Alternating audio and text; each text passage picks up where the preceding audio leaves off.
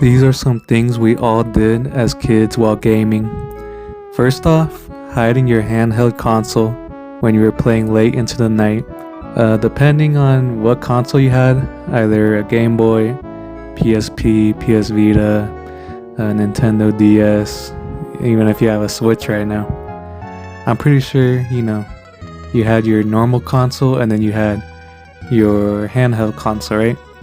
So once it was time for you to go to bed, you would grab your handheld console and start playing into the night, even though it was probably a school night and you knew better. And then you knew that if your parents caught you, it would not be a good time.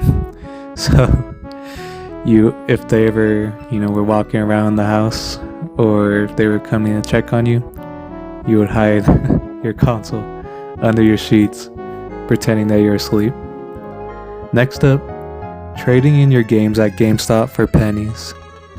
Hopefully, you did not trade all of your games at a GameStop, because looking back at it, I'm pretty sure, we traded our games thinking we were getting a good deal. If you didn't, then I guess you're smarter than me. But yeah, you thought you were trading in your games for a good deal, but in reality you were getting scammed and really getting nothing in return. It really felt like you were just getting pennies. And you thought you were doing good, trading in your old games so that you could raise some funds for the newest game you wanted. Next, we have playing the same game over and over. Depending on your financial status as a kid, I'm pretty sure you couldn't just go out and buy every new game that came out. And most likely the games you did get were either from, spending your allowance from doing chores, cutting grass, cleaning your driveway from snow. Or you got your video games from Christmas or your birthday. So yeah, you didn't really have many options, like we do now. So you would most likely just play the same 1, 2, or 3 games over and over, discovering all the little secrets, unlocking as many things as you could. And even if you 100%ed a game, you would most likely still play that same game until you finally had your own income coming in, and then you can of course buy whatever. Okay, moving on. This one's kind of dumb, but pretending you didn't care about the loading screens on your video games. Nowadays, loading screens are pretty fast and pretty much non-existent in some games. But back then, loading games for certain video games were pretty outrageous. And if you were like me, you would just pretend like you did not care how long the loading screen was going on for.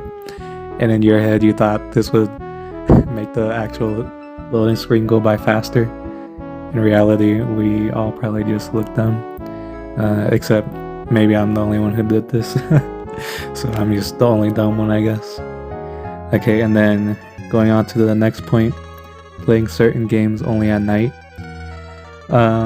Depending on the games you had, if you had just, your normal platformers like Mario, or just like party games or whatever, you don't have to mind if, anyone walked into your room playing games.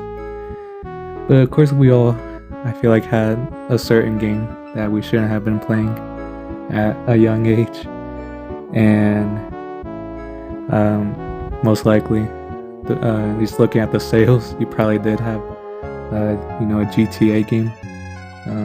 Of course, GTA 5 being the most popular. So if you were like me, you would wait until the night when you knew everybody was just in their rooms, and you had no risk of anyone walking in, especially during the GTA loading screens. So yeah, you would just play certain games at night, knowing that if anyone walked in, it would not be a good time, and you would not know how to explain yourself. Okay, and then this one is kind of dumb looking back, but I'm pretty sure we all have participated in the console wars. Whether you were a Nintendo kid, an Xbox kid, or a PlayStation kid, you had some kind of loyalty to a certain console. Unless you were a rich kid, then you probably had all three.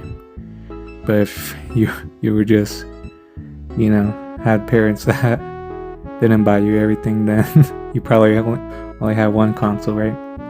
So yeah, you were just loyal to that one console, and you would bash all the other consoles, even though looking back at it, there was like literally no point.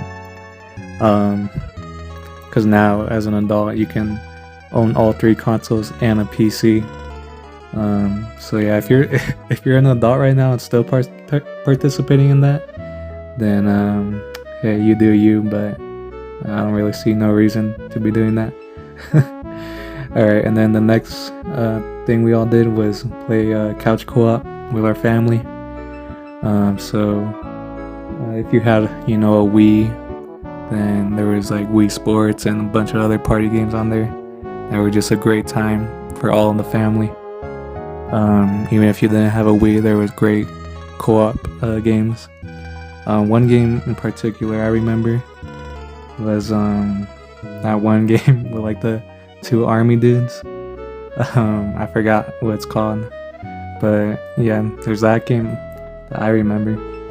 And yeah, I feel like there were just more couch co-op games back then. Now games are focused more on playing online, which is cool, but I feel like playing couch co-op was just a nice memory. Okay, and this is another dumb one. Okay, and this is another weird one, but if you I guess this was a bit older, right? But whatever. You probably played mobile games, and mobile games have their own currency, right? So of course there's like microtransactions and stuff in these mobile games. And the game I'm talking about back then is Clash of Clans.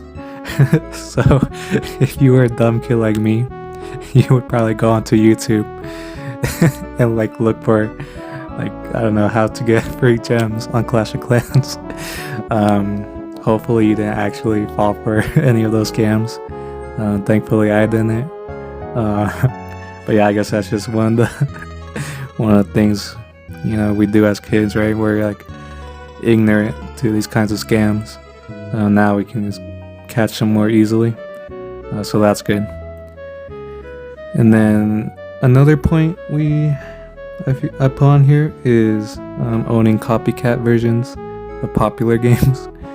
So yeah, back then there was a bunch of I feel like there was more games coming out, and I would say that there were a good amount of games that were just copycat versions of popular games. For example, I owned this one Shrek game like on the PS2, and it was like a copycat version of Super Smash Bros. So you just had all the Shrek characters, and you had all your maps that were inspired by the world of Shrek.